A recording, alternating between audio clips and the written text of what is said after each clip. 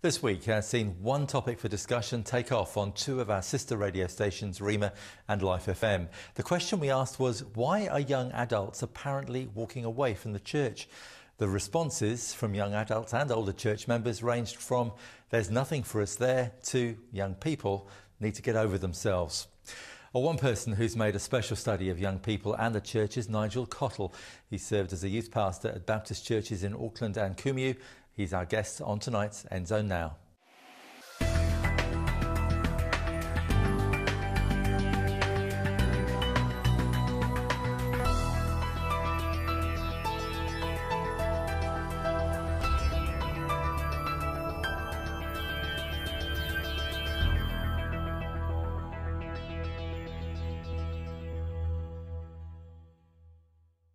Well, Nigel, welcome to the programme. Thanks for joining us. Cool, it's good to be here. When we asked the question on the radio programmes, I think both of us who were presenting those shows were surprised at the amount of feedback and the depth of the feedback. It's obviously a subject that's worrying a lot of people. Now, you've done studies into young adults in the church. Is it a problem? It's a massive problem, and I think it's a much larger problem than most people would care to admit. So the conservative studies that we would look at would say about 85% of people drop out in the young adult years between 18 and late 20s. And so 85% is just such a huge number. It's staggering. Yeah? We could triple the number of young adults that stay through some methods, and still more than half would leave on that. Wow. And so what it is they're just not a squeaky wheel, and they don't get any oil. Is sort of how it works. So they get up to 18. So I guess that's the sort of where they leave the traditional youth group. Yeah. And then what happens then? That's when they run out of stuff to do. Yeah, well, I think it's not an issue of do we need to have great young adult groups, you know, that could do things for young adults in those years. Really what it is that from the age of about 3, we have targeted ministries at an age group. So we do 3-year-old things in Christ for 3-year-olds and 5-year-old Bible studies for 5-year-olds. Intermediate, you know, work for intermediates in high school. And it's out of a really good heart that we want to do stuff well and age appropriately that we've sort of intuitively told people that church is all about them and where they're at now, and it will minister to your needs and be all about you. And so when you finish a sort of an age-specific program, that legitimately they're saying, hey, but I thought this is all about me and where I'm at, and we're saying, hey, you know, be big people now, but there's no transition into that. Yeah. I remember doing a story, must be 2 or 3 years ago now, where we looked at, you know, Generation X, Generation Y, baby boomers, and there's a fundamental difference in the way Generation X and Generation Y see the world compared to baby boomers and people who are older than that. Is that part of the disconnect? I think it is part of the disconnect. I see there's 3 kind of core things that are in play right now. So one of them is there's a natural desire for a generation to push against the things of their parents' generation. Second thing is that we're in the midst of, you know, there's lots of different words, people call it postmodern and things, but basically the world is very, very different now than what it was 50 years ago or 100 years ago. And it's accelerating at a pace, and each generation is growing up with quite different sort of environments than the previous generation. I've got a 12, a 10 and a 2-year-old. Our 2-year-old, even from our 12-year-old, is a digital native. iPads and touching, it's unbelievable what she can do just from 10 years on, you know, from her older sister. So is there ever going to be a point where we can go along together? I read a blog yesterday from a pastor in the United States who said the church says it wants young people, but actually for most older church members, the last thing they want is young people because it will change the way things are and it will make them uncomfortable. Yeah. So if we make young adults comfortable, does that mean all the older people are going to leave? Well, I think if you did a church that targeted young adults and made it all about young adults, yes, that would be the case. My sort of hypothesis is that that's not what we need to do. And so a big reason why we're in the current mix that we're in now is that so youth ministry is a reasonably current or recent phenomenon. It hasn't been around for that long. 100 years ago, there was no such thing as youth ministry. 50 years ago, you sort of started to see some stuff. A youth service in a church, it's within my lifetime, but yet it's so pervasive now and it's everywhere. And so there's been some really good stuff that's been done in order to try and and meet youth needs where they're at and help them individuate their faith away from their parents. Really good stuff, but it's come at a cost. And most of the time, what's happened is the youth group has grown into a silo and been done quite separate from the wider church. And so where you find that the thing is that the youth, the young people, they don't belong to the church, they belong to a youth ministry, in the same way the intermediates belong to the intermediate group. And so when they are too old for this youth ministry, what do they belong to? And generally it's not the church, because the church is this thing that happens over there, and they've engaged in leaders, and they've had a wonderful, really good time, relationally connected, praying, and lots of really good things that happen in youth ministries, but they're just in isolation from the wider church, and I think that's at the core of the root of what the problem is. I don't think that's the solution. Like, I think if we solve it, we don't solve everything, but it's almost like we can't solve anything unless people are there, and that they won't be there if they don't feel they belong. Oh, it's interesting that you say that, because one of the things that came up both on the Life FM Facebook messages and on the texts that we got on Rema, one of the things they said was they didn't feel welcome. Yeah. And yet they'd often been to that church since year dot, and yet suddenly they no longer felt that they were welcome. Is that them, or is that the church? I think it's systemic. It's the maybe institutionalised component of the church's problem, that we've tried to do things so well for each different subgroup, each different demographic, that we haven't done the whole thing very well. So in terms of as a church family, most of our churches don't look like families a lot of the time. That they just look like, the teenagers are in their room with their iPods on, and all that kind of thing, rather than a family around a dinner table. And so I think part of our future, part of our way forward, part of how we address this is to bring up the issue of church family.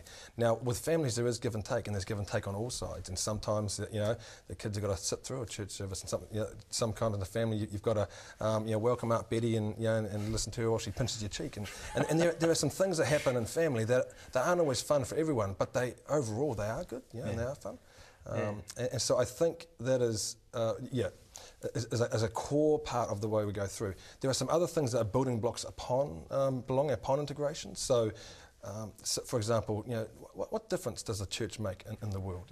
If you're part of a church that's making a difference, and you can see how you are contributing to that difference, that's a place that you want to hang out around in. Yeah. If it's just a place that you go to, and if you don't turn up for a few weeks, what difference does that make? Well, there's not a lot of incentive and engagement to want to go there, particularly in a time of life where there's multiple transitions. So people leave high school, and all the way, people have been hanging out together, and you're in intermediate school together, primary school together, high school together. Once you leave high school, people go on all these different trajectories. They might start at university, they might get a job, they start a trade, all sorts of things which have different time pressures on them. You start a serious relationship, and those transitions, there's more time demands that come on, and the question is, what do I drop at that point? And so often, church is one of the things that says, okay, I've got this new demand for time, and I need to drop something else. I'll drop that, and I think it's sad, It's interesting that there are churches around that have actually ditched the old church model. So, for instance, there's Session, which is a church in East Auckland, in Pakuranga, which is a Wesleyan Methodist church, but it doesn't do a church service like perhaps you might expect a church service in a normal Wesleyan Methodist church. So and they have a large proportion of young adults. Yeah. And so I think there are sort of two pathways you go down. One is you can do a church that really targets young adults. And so, actually, I'll come back. One of the big things as I've been sort of going around and talking about this to different people, one of the sort of almost as a feel-good factor, but it's not, is that everyone is in the same boat. It's like every denomination is struggling with the same thing, and right across the Western Christian world, and from the large Pentecostals. So often, say from an Auckland perspective, people would look to a few key Auckland central city churches and say, oh, that's where all our young adults go. But it's just not true. It's like they all, talking to me, say we actually lose our own young adults. We get some in from the Baptist churches, from the Anglican churches, but our own ones will leave. And so it's not as simple as we just need to try and copy what they do and we'll be right.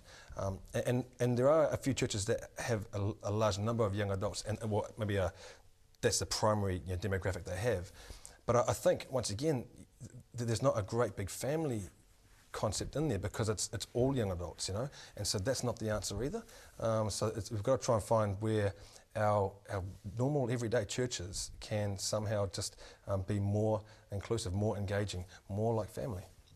That's easy to say. It is easy to say, I mean, where do you start? Because you've got, I know from my own church that actually it's like turning the Queen Mary around. To actually change anything you do takes a turning circle of 3.5 miles. It's a big deal. Yeah, it is a big deal, and I think so one of the things that makes it an even bigger deal is because there's not.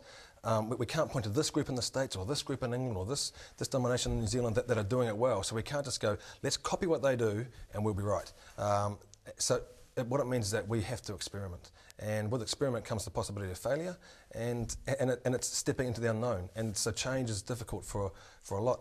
And I think, though, that we're not going to get anywhere unless we experiment, because we don't want to go back to what we had 100 years ago. There's a reason why youth ministries became into existence, because they were needed. But we've just gone too far with it. The pendulum has swung right to the other side of a lot of isolation and exclusion.